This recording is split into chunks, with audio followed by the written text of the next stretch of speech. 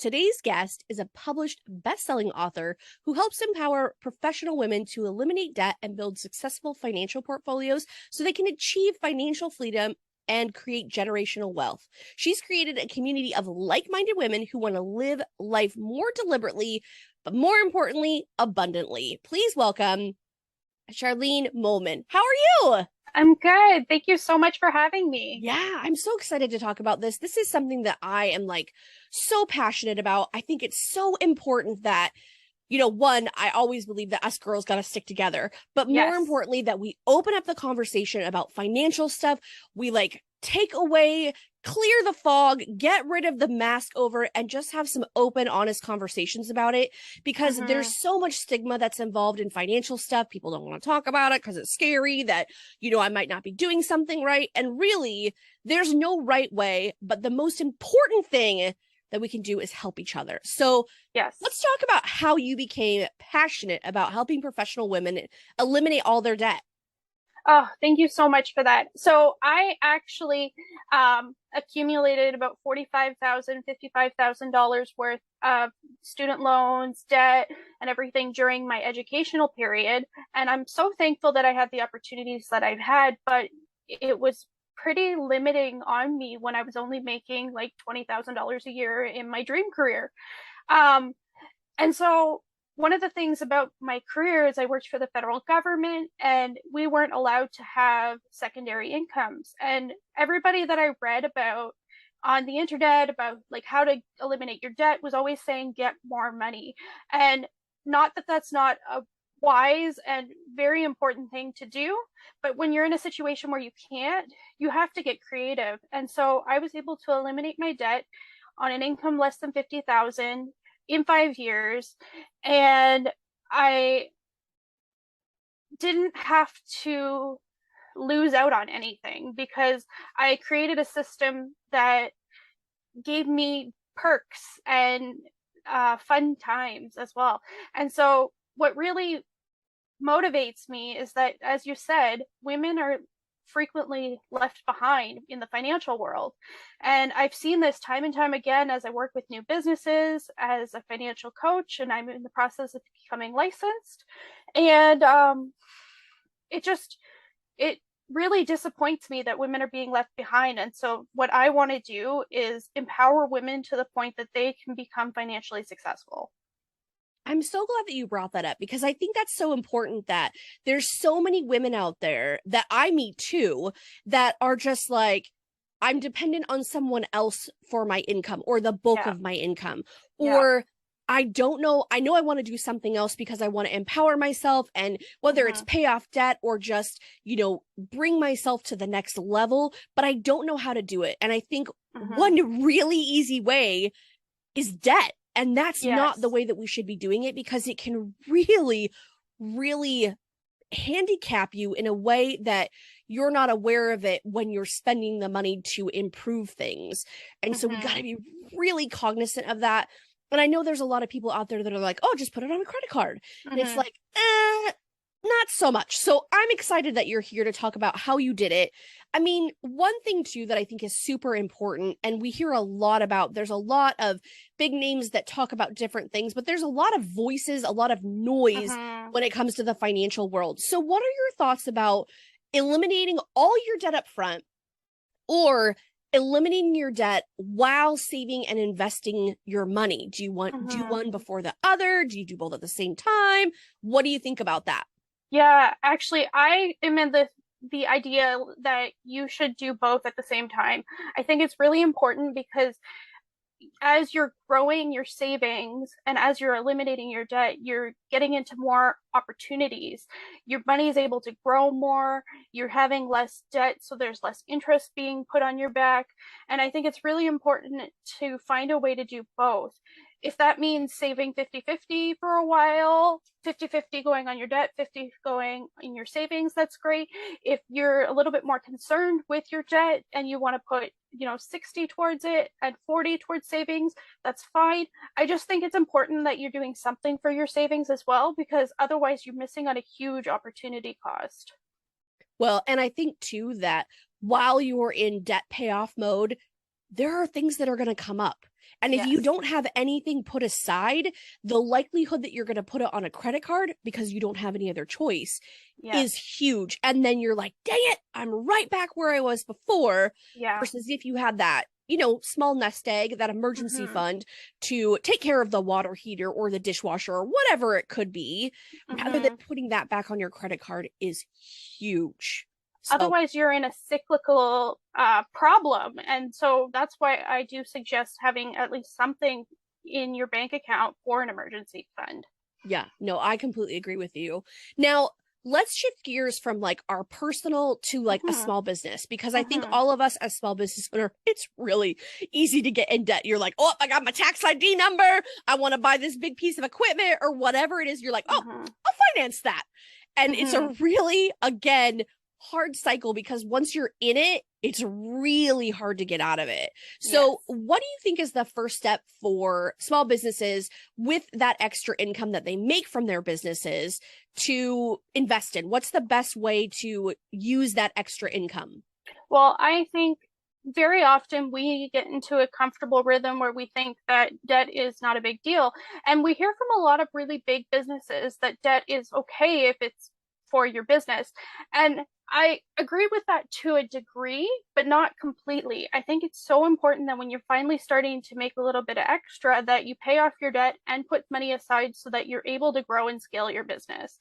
If you don't have money set aside and something happens, you're just going to, just like personal, you're just going to keep getting further into debt. And so that's why I think it's really important to do both at the same time.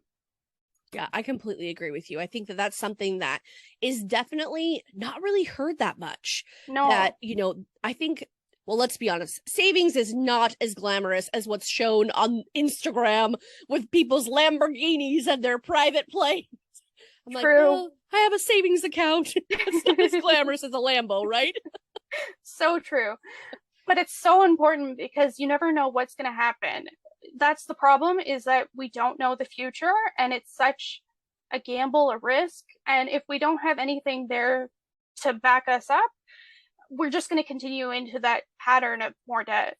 Yeah, absolutely. And it's just getting easier to get debt. I mean, I'm sure that we are not the only people that get those advertisements every single day that are like, oh, did you know you could get 50,000? Oh, 30,000. It's just like, it's just all too much. And it's just too easy, especially if you're in a spot where you're struggling and you're like, I could really use that extra cash. And then pretty soon you're, like you said, you're on that hamster wheel and you can't get off. Yeah. So when you were thinking, okay, so we've got our small business, we're making some money, we're putting some aside. I think this is such a huge topic that none of us really talk about. And honestly, I think a lot of business owners don't even think about, because we don't even think it's possible, but it's generational wealth.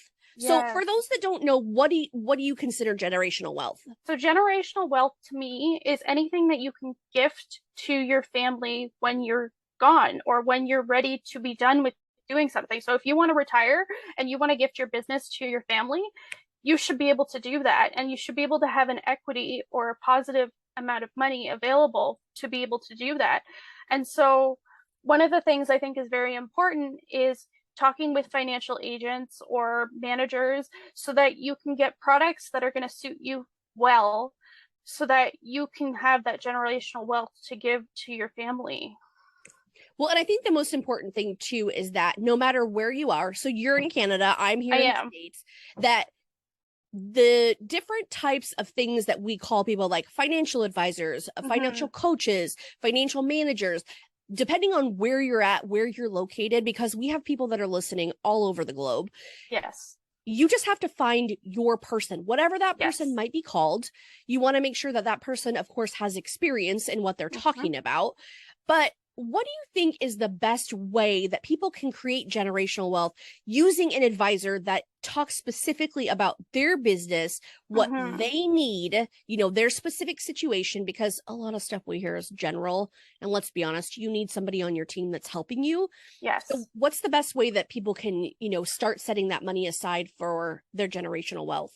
Well, this is where I start thinking that insurances are really important, because a lot of them have clauses that are able to provide the money needed for estate planning and for generational wealth. I think it's really important that you find a financial agent that you trust, or a financial advisor, or whatever you're calling them, and that has your back, not one that's just solely based on, sales or whatever. You want somebody that actually has your back so that you can have the right products for yourself, so that you actually create that wealth that you want and you desire to create. Absolutely. I think I always talk about having like your team. So you've got your tax accountant, you've got your attorney, you've got your people. And I think that financial advisors are just in that same group of people. Definitely. You've got to have somebody that you get along with, let's be honest, because you're talking about some pretty big, serious stuff. Yeah. And so making sure that you have that relationship, somebody that you can call on, somebody that you can talk to, somebody that knows your situation. I mean, calling an 800 number is great for some things, but for other things, especially something as big as generational wealth, your retirement, your business, your little tiny baby that you built from the ground up. Exactly. You know, big deal. You gotta find somebody that knows you and that you get along with. And I see so many times, I'm sure you have seen this before, especially when we're talking about spouses, that one spouse maybe has an advisor and then they get married, or they combine households, whatever the case may be, but the other spouse is like, I'm not, that person's really not my jam. So especially when it comes to relationships, you want to make sure that that advisor that you're using, both of you really, really like. I mean, that's so important. What are some other tips that you're like, hey, I have seen this over the many years and many clients that I've worked with. Here's some pitfalls to avoid. Yeah. So one of the big pitfalls that I would say to avoid is the expectation that your business debt is okay all the time. We hear from the big businesses that, oh, you need to get into debt to start a business. That's not necessarily the truth. Now, that can be the truth to a degree, but we also have to have a plan in place to be able to eliminate that debt so that we can move forward and continue to build that generational wealth. And so I think it's really important that you have people on your team that know how to do these sorts of things so that you're creating the generational wealth that you desire to create. Absolutely. Now, let's jump back, because I think if somebody is in where you were a couple years ago and they're like, listen, girls, that's awesome. I get it. But I'm over here and I'm on the struggle bus. I'm driving the struggle bus. What are some tips that you used when you were struggling with things that you were like, hey, looking back, this made a huge difference for me, even when I was overwhelmed and just like, am I ever going to get out of this? Yeah. So one of the biggest things I tell my clients is to face the facts. And it's blunt, it's to the point, and it is exactly what you need to do. You need to take at least 6 months worth of your expenses and where you've spent your money and figure out where your money has gone so that you can see what you've done. Now, some of it could be really good, some of it could be not so great, and that's okay, because the point isn't to burden you with like stress or guilt. The point is to see where it's going so that you can have a clear picture as to where your money needs to go in the future. So for me, Starbucks and coffee was so important to me. Come on. I needed to get out of the office and get a coffee and just take a couple minutes breaks. And that was the only way I could really do it. So I actually had a part in my budget for coffee. And I think it's so important that if there's something that's important to you, that you have space available and you have designated your money to do that sort of thing. It isn't all about clearing up your debt as fast as you possibly can if you're in such strain that you don't feel like you can move or breathe. If you're in that sort of strain, you're not going to keep it up in the long term. And so that's why I think it's important to figure out where your money is going so that you can have the best plan for you, because it isn't a one size fits all. I'm glad that you brought that up. So is the best thing to do when we're looking at, okay, so we've made the decision that we're like, okay, as crazy as this is, I got to sit down and I got to look at this. I got to face the facts that we're hemorrhaging, and I got to figure out where we're bleeding at. What's the best way to do that? Is that like, printing off our statements and looking at them? Is it looking at our checkbook register? Like, what's the best way to do that? Yeah, so I think it's important to print off everything. Get your receipts off, go through your debit, go through your credit cards, go through your PayPal. I'm talking about absolutely anything that you use to spend money. You want to know where the money has gone so that you can know what needs to be cut, what needs to be increased, what needs, so that you have an actual plan in place that's going to work for you. Otherwise, if you don't know where your money's going, you might say, I only need $300 a month for groceries. Well, you might actually need six, and that's okay. But if you don't have the right plan in place, you're just going to build yourself further into the debt, and that's not what you want. And then when you feel down and distraught all the time, you eventually get worn out and you just can't keep going. And the whole point is that you want to be able to keep going.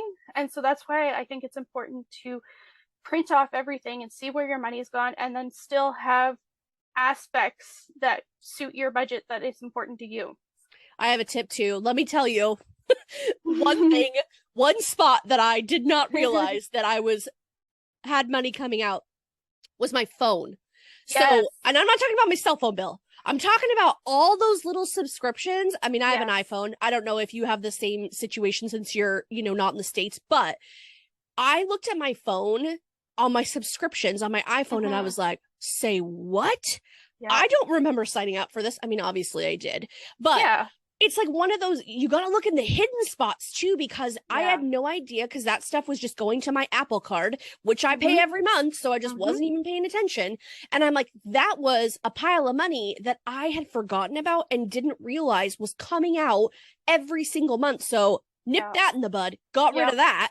So make sure you're looking for the secret hiding spots for things that you're especially, let's talk about like iTunes, PayPal, like all those extra things that you're like, oh, I didn't realize I signed up for a Razor subscription because I bought one thing from a company. I mean, there's all those little things. So don't forget about obviously the obvious spots, right? Like we want to do the bank statements and the credit card statements, but don't forget about the secret spots that maybe you don't even know exist because I forgot about it.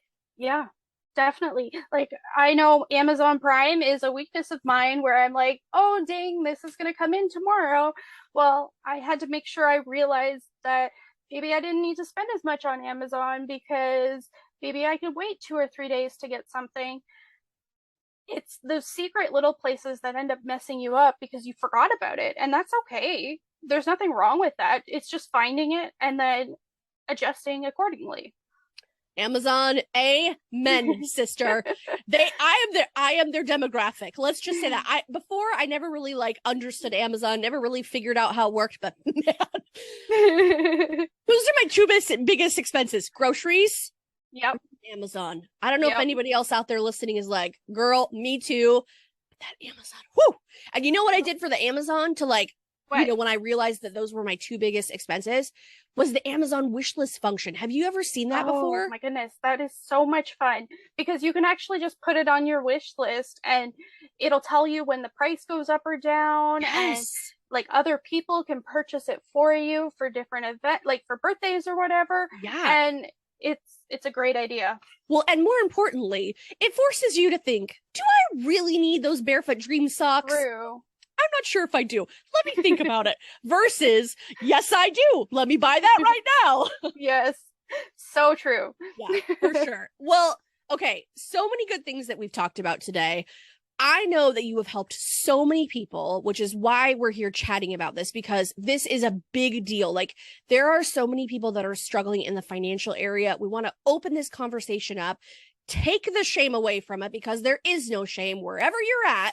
We got to talk about it. So where can people connect with you? Yeah, on Facebook. So I am on Facebook. I run a group called Big Dreams on a Budget.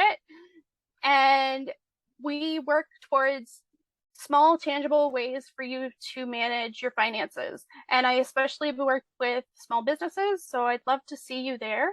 And I'm so glad to have been able to chat with you guys today. Yeah, absolutely. And I'll be sure to link that Facebook group in the show notes so that way people have easy access to that, because it's great when you can find a place that most importantly is a safe place to talk about things, to grow with other people that are in the same struggle as you, who get it, you know, who are doing the same thing as you are makes a huge difference in your journey. Now, one question that I ask every single podcast guest, what's one piece of advice that you would give to a small business owner who might be struggling with this?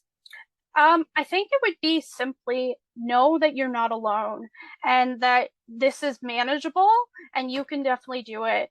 I think all too often we see the debt and we see the invoices coming in and we just start thinking this is not possible. I did the wrong thing. I shouldn't be doing this.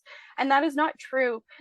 You have the goal of entrepreneurship for a reason. And I know that you can definitely do this. And if it takes getting a new financial advisor, if it takes getting a new somebody that can talk to, you can definitely do this. I completely agree. Just having that support and knowing that you're not alone.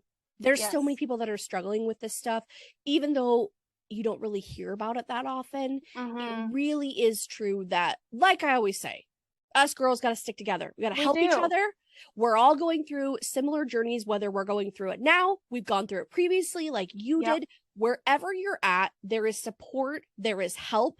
Wherever you are in your journey, you're right where you need to be. And hopefully you've heard this podcast at the right time. You can jump into that Facebook group, find support from people that are going through the same things. And it's nothing that you can't overcome, just like you did.